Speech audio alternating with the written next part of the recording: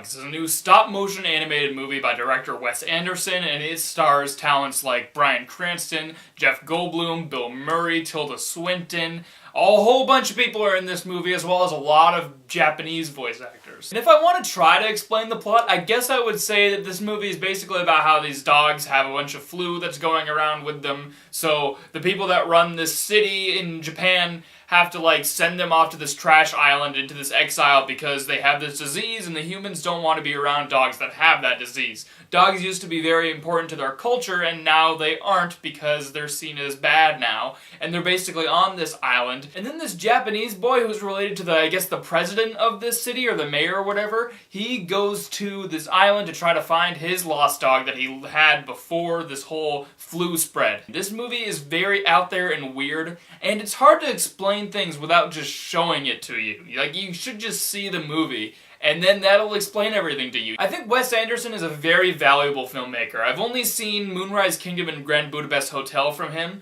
which I liked both of those a lot. I thought they were both very good. And they're so unique and original and artsy, and that's what I look for in a director nowadays. Because so many movies in Hollywood now are just a bunch of retreads of the same movie we've seen before, like a fun action movie that's designed to get people in the theater seats. This movie isn't like that. This is a movie that a lot of people are likely not going to see because of how odd it is. Wes Anderson is very out there and weird, and I think that an artist like that should be praised. Yes, I'm going to use the word artist because that's what Wes Anderson is, and his films are very good. So when I heard about Isle of Dogs, I was really excited. Not just because it's an animated stop-motion movie, but because Wes Anderson directed it and wrote it, and it's a really good movie from what I've heard. Seeing weird artsy films like this come out of nowhere is something I really cherish, and Isle of Dogs is a very, very good movie. This movie was one of the best I've seen of the year so far. And also, by the way, he named the title Isle of Dogs because it sounds like I love dogs.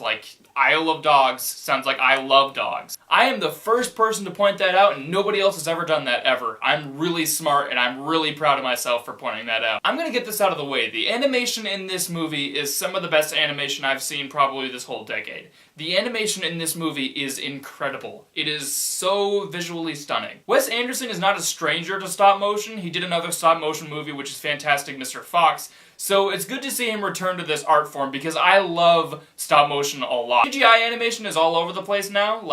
Every movie is CG animated. So whenever a 2D animated movie or a stop motion animated movie comes along, I'm really excited because I love those two animations as well. They have a really soft spot in my heart. And it's sad that they don't get used a lot. So whenever they get to be used, I'm there. And the animation in this movie is insane. They have to animate every single little hair on each of the little dogs every time they take a new picture. It's so...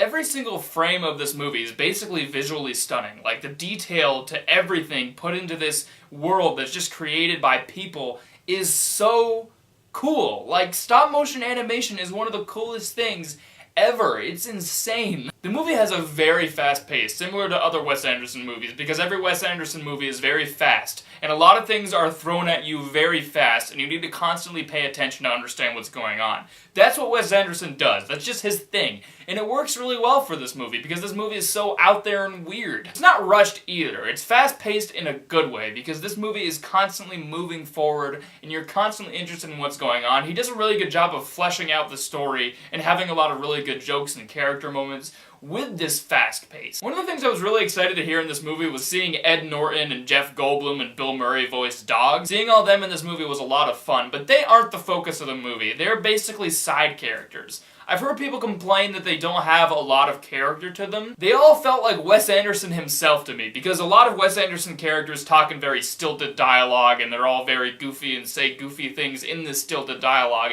and they make it work. It's not like stilted, boring dialogue, it's just a lot of really funny dialogue that's said in a stilted way to make it even funnier. That's usually what a Wes Anderson comic relief is like, and that's what each of these dogs were. They were welcome additions in the movie, but they aren't the center of it. The center of this movie is Bryan Cranston and the Japanese boy. This movie is about their relationship, and it's about their story. Because Bryan Cranston's character is basically just a really cynical, stray dog that hates everything and hates the idea of having an owner. So you get to see his relationship with this kid blossom throughout the movie, and it is so heartwarming and well done. With most Wes Anderson movies, I'm usually just blown away by the filmmaking and the directing and the weirdness of it all, but this movie had like a really good heart to it as well. And the story was so riveting. The story actually has a lot of layers to it, and they have a lot of things that Wes Anderson is trying to say, and to me it worked very well. Like I said, it is so unpredictable where it goes, and every time it goes in a direction you don't predict, it's very welcome of a change. The humor is also very funny in this movie. There are many funny scenes from Edward Norton and his crew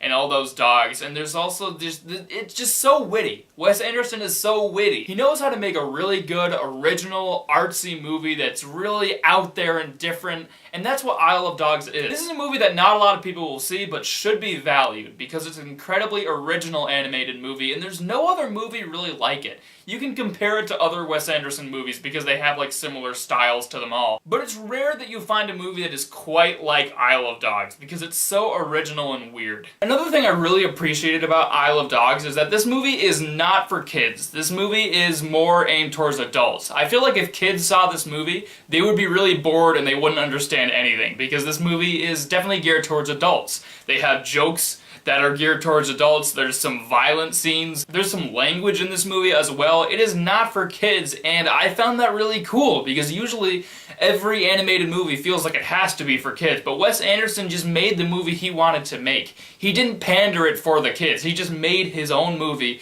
and he just did it. I really respect that about Isle of Dogs. It's a very smart movie. Things I didn't like about Isle of Dogs was basically just that there's a lot of exposition, especially in the beginning.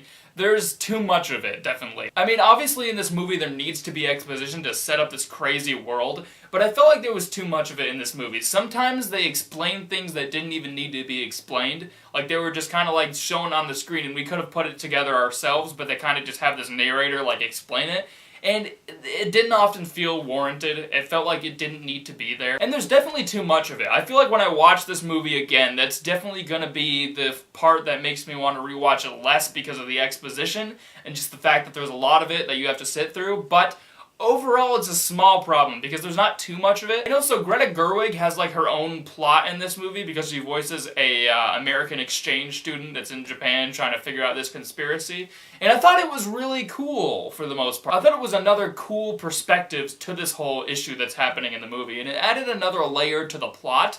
But I felt like her plot should have amounted to a little bit more. I completely understand why it's there. I just wish there was more to her in the end and she could have had more something else to do in order to shine and feel like she really needed to be there. But overall, Isle of Dogs is a really weird movie that is so artistic, and it's a movie that I want to watch again to see other stuff that I noticed, because there's a lot of detail put into these movies. Wes Anderson really knows what he's doing, and he's really a valuable filmmaker. I'm gonna give Isle of Dogs an A. Nobody's gonna see it, but it's one of the best movies of 2018 so far. This movie is just, it's something else, and I want to watch it again. Alright guys, if you like my review of Isle of Dogs, be sure to like this video, be sure to subscribe, be sure to follow my Twitter and Instagram, and I will see you all next time. Bye bye. You two, dig up dinosaurs? Well... Try